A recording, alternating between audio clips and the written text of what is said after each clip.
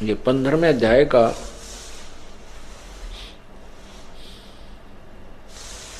और ये 16वां श्लोक है। दिवौ इमौ पुरुष लोके क्षर च अक्षर एवं च क्षर सर्वाणी भूतानि कटुस्थ अक्षर उच्यते। अनुवाद इसका किया है कि इस संसार में नाशवान और विनाशी भी ये दो प्रकार के पुरुष हैं। पुरुष माने प्रभु, स्वामी, भगवान कहो। लेकिन इसका जो परिभाषा हम आपको समझाने चले हैं प्रभु की, अब यहाँ प्रारंभ होती है। अभी तक ये इसकी भूमिका बनी है। अब देखना, इस संसार में नाशवान और विनाशी भी ये दो प्रकार के पुरुष यानी प्रभु हैं। और संपूर्ण प्राणियों के, इन्हीं के लोक में संपूर्ण प्राणियों के शरीर नाशवान है और जीवात्मा अविनाशी कहा जाता है। अब ये अक्षर पुरुष और क्षर पुरुष, क्षर पुरुष ये क्योंकि ये जो पुरुष है, देव जो पुरुषों हैं, इनको हम यहां लगा सकते हैं। ये क्षर पुरुष और अक्षर पुरुष, क्षर पुरुष माने ये ब्रह्म और अक्षर पुरुष माने ये परब्रह्म भी दो प्रकार के परमात्मा हैं, प्रभु हैं। और इनके लोकों में सभी प्राणियों तो शरीर के नाशवान हैं और जीवात्मा अविनाशी कहा जाता। जैसे अभी आपने परब्रह्म की भी आयु की सीमा देखी और ब्रह्म की भी।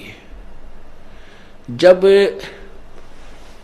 परब्रह्म का एक दिन समाप्त होगा 1000 युग का, चतुर्युग नहीं, ब्रह्म का, हाँ ब्रह्म का, परब्रह्म का, अक्षर पुरुष का जब एक दिन समाप्त होगा जो 1000 युग का होगा। एक युग आपको बताया कि 70,000 त्रिलोकीय शिव की मृत्यु के बाद एक काल मरेगा जो एक ब्रह्मलोक में रहता है। वह 3 रूप में रहता है, ब्रह्मा, विष्णु और शिव रूप में। ऐसे ही उसी अवधि से वहां वो अपना ब्रह्मा वाला शरीर छोड़ता है, ऐसे फिर विष्णु वाला छोड़ता है, लास्ट में वो शिव वाला शरीर छोड़ता है। तब एक ब्रह्मांड का विनाश होता है और परब्रह्म का यानी अक्षर पुरुष का एक युग होता है।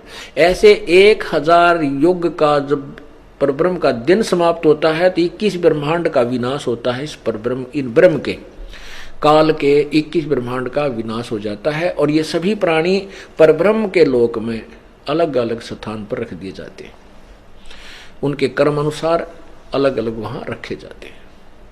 और जब उसका फिर रात्रि समाप्त हो जाती है, पुनः दिन प्रारंभ होता है, फिर दुर्गा और काल ऐसे ही उत्पन्न होते हैं। फिर उनके कर्म अनुसार वो सभी जीव नीचे भेज दिए जाते हैं और वो कर्म अनुसार उनकी फिर उत्पत्ति वहीं काल और दुर्गा और उससे होती रहती है। ऐसे ये फिर शुरू हो जाता है। तो ये होया कि परब्रह्म की भी मृत्यु है, क्योंकि 100 वर्ष परब्रह्म की 100 वर्ष की आयु है अक्षर पुरुष की। लेकिन वो वर्ष बहुत लंबे चौड़े, इसलिए इसको भी अक्षर पुरुष कह दिया। लेकिन वास्तव में अक्षर पुरुष नहीं, अवास्तव में अविनाशी नहीं है ये, क्योंकि इसका भी नाश होता है। जैसे एक ये चाय पीने का प्याला होता है, सफेद सा बना हुआ मिट्टी का, ये तो क्षर पुरुष और उसके प्राणियों की सतिथि मानो। और स्टील से बना हुआ जो पात्र हो, प्याला हो, कप है, वो समझो परब्रह्म यानी अक्षर पुरुष के सतिथि, उसका शरीर, उसके प्राणियों की सतिथि। लेकिन स्टील को भी जंग लगेगा, अंत में इसका विनाश होगा। लेकिन उस मिट्टी, उस चीनी सफेद प्याले की तुलना में वो अविनाशी यानी काफी स्थायी नजर आता है भी। लेकिन वास्तव में अविनाशी नहीं। वास्तव में विनाशी जो है सोना है, गोल्ड है, धातु, इसका विनाश नहीं होता, इसको कोई जंग नहीं लगता। तो इसी प्रकार पूर्ण परमात्मा जो है वो वास्तव में अविनाशी है। और ब्रह्म यानी क्षर पुरुष, परब्रह्म यानी अक्षर पुरुष, ये नाशवान है। ये अक्षर पुरुष कहलाता है, अक्षर का अर्थ होता है अविनाशी, लेकिन ये वास्तव में विनाशी नहीं। यही गीता जी सिद्ध कर रही है। अब फिर देखो गीता अध्याय नंबर 15 के श्लोक 16 और 17 को, ये देखिएगा। ये 16वां श्लोक आप पढ़ रहे हो। दिवौ इमौ पुरुषौ लोके क्षरच अक्षर एवं च क्षर सर्वाणी भूतानि कटुष्ट अक्षर उच्यते। इस संसार में नाशवान और अविनाशी ये क्षर पुरुष और अक्षर पुरुष ये भी दो प्रकार के भगवान हैं।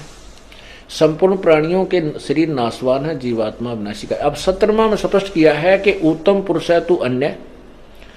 उत्तम पुरुष यानी पुरुषोत्तम तो इन ऊपर वाले दोनों से भी कोई और ही है और उसको परमात्मा कहा जाता है।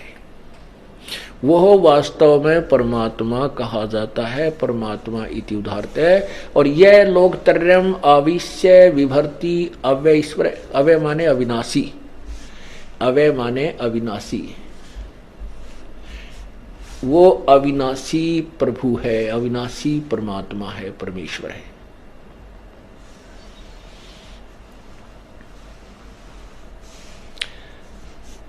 अब सिद्ध हो गया क्योंकि ऊपर दोनों से कोई और है, क्षर पुरुष और अक्षर पुरुष से कोई उत्तम पुरुष और है और वही परम अविनाशी और वही तीनों लोकों में प्रवेश करके सबका धारण पोषण करता है। अब देखना, अब ये समझ में आएगी आपको उल्टा लटका हुआ संसार रूपी वृक्ष का चित्र।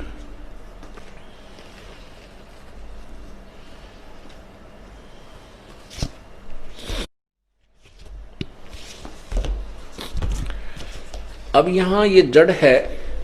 अब देखना, उत्तम पुरुष है तो ये है परम अक्षर ब्रह्म, जो है वो परम अक्षर ब्रह्म है। और ये ऊपर को जड़ वाला ये पूर्ण परमात्मा है।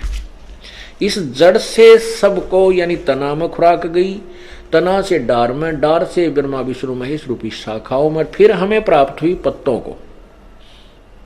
तो ये क्या लिखा है कि जो लोग तीनों लोकों में प्रवेश करके यह लोक त्रयम् अविश्य विभर्ति, अविश्य,